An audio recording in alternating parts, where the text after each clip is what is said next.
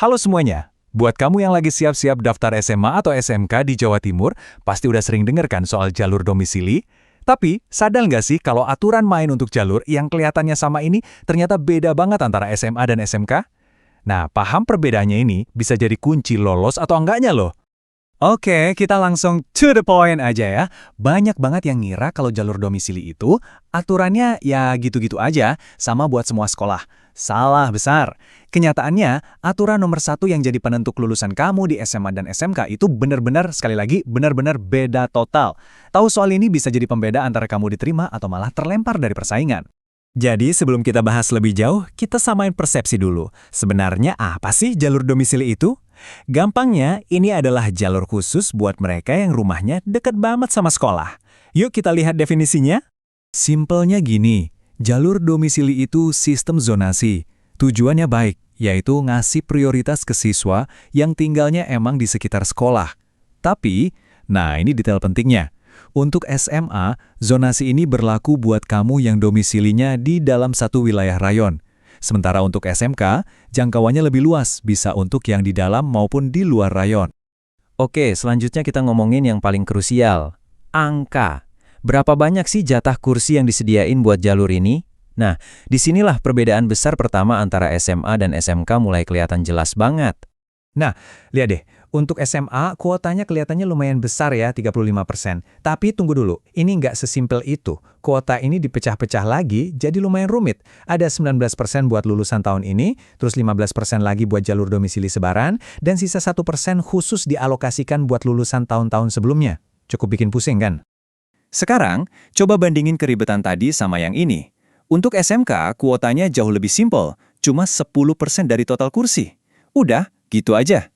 Nggak ada pecah-pecahan yang rumit, cuma satu angka tunggal. Bedanya kerasa banget kan? Oke, sekarang kita masuk ke buku aturannya. Kita bedah satu-satu mulai dari SMA. Kalau kamu ngincir masuk SMA lewat jalur domisili, ada satu mantra yang harus kamu hafal. Nilai akademik adalah raja. Jadi, begini cara sistemnya bekerja. Sistem akan ngurutin semua pendaftar berdasarkan 3 hal ini, secara berurutan. Pertama, dan ini yang paling penting, adalah nilai kemampuan akademik kamu. Kalau ya, ada nilai yang sama persis, baru deh jarak rumah ke sekolah yang jadi penentu. Kalau jaraknya masih sama juga, barulah usia yang lebih tua yang akan diprioritaskan. Terus nilai akademik ini dihitungnya gimana? Buat kamu yang lulus tahun ini, formulanya adalah 60% dari rata-rata nilai rapor kamu, digabung sama 40% dari rata-rata nilai tes kemampuan akademik atau TKA. Artinya, rapor bagus aja nggak cukup, nilai TKA kamu juga harus mumpuni. Nah, buat kakak-kakak yang lulus di tahun-tahun sebelumnya, rumusnya sedikit beda. Bobot rapornya tetap sama, 60%, tapi 40% sisanya itu nggak diambil dari TKA, melainkan dari Indeks Satuan Pendidikan SMP asal kamu pada penerimaan tahun 2025. Sekarang, coba deh, lupain semua aturan soal nilai yang barusan kita bahas. Lupakan rapor, lupakan TKA. Kenapa? Karena untuk SMK, permainannya jungkir balik total. Di sini, yang jadi prioritas utama bukanlah seberapa pintar kamu, tapi seberapa dekat rumahmu.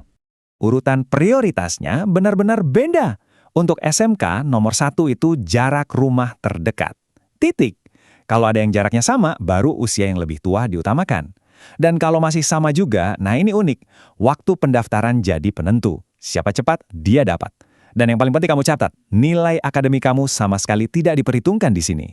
Ini dia inti dari semua pembahasan kita. Kalau kita simpulkan, saat persaingan memanas di jalur domisili, penentu utama buat masuk SMA adalah nilai kamu. Sebaliknya, buat masuk SMK, penentu utamanya adalah alamat kamu. Dua jalur yang namanya sama, tapi punya dua aturan fundamental yang beda banget. Mungkin kamu bertanya-tanya, terus gimana nasibnya kalau kuota di jalur ini ternyata nggak terisi penuh? Pertanyaan bagus. Tenang aja, sistemnya udah punya mekanisme buat mengalihkan sisa kursi tersebut. Yuk kita lihat alurnya. Jadi, nggak ada kursi yang bakal terbuang sia-sia. Sistemnya pinter kok. Sisa kursi dari jalur sebaran SMA bakal dialihkan ke desa atau kelurahan terdekat. Sisa kuota buat lulusan lama bakal dikasih ke lulusan tahun ini. Dan sisa-sisa kursi lainnya, baik dari SMA maupun SMK, semuanya akan dikumpulkan di tahap akhir yang namanya pemenuhan kuota. Oke, setelah tahu semua aturan mainnya, sekarang gimana cara kita pakai informasi ini buat menyusun strategi pendaftaran yang paling jitu? Yuk, kita rangkum semua poin-poin kuncinya biar gampang. Nah, ini dia rangkuman pamungkas yang perlu kamu simpan baik-baik. Kita lihat perbandingannya. Untuk SMA, kuotanya 35% dengan pembagian yang rumit, dan prioritas utamanya ada di nilai akademik. Untuk SMK, kuotanya 10% yang simple dengan prioritas mutlak pada jarak rumah. Dengan tabel ini, kamu bisa langsung lihat jalur mana yang lebih menguntungkan buat profil kamu. Jadi, pertanyaannya sekarang kembali ke kamu. Setelah tahu kalau ternyata ada dua buku aturan yang sama sekali berbeda untuk SMA dan SMK di jalur yang sama ini, permainan mana yang akan kamu pilih? Apakah kamu akan bertaruh pada kekuatan nilai akademikmu, atau kamu akan mengandalkan kedekatan alamat rumahmu? Pilihan strategi ada di tangan kamu. Semoga berhasil!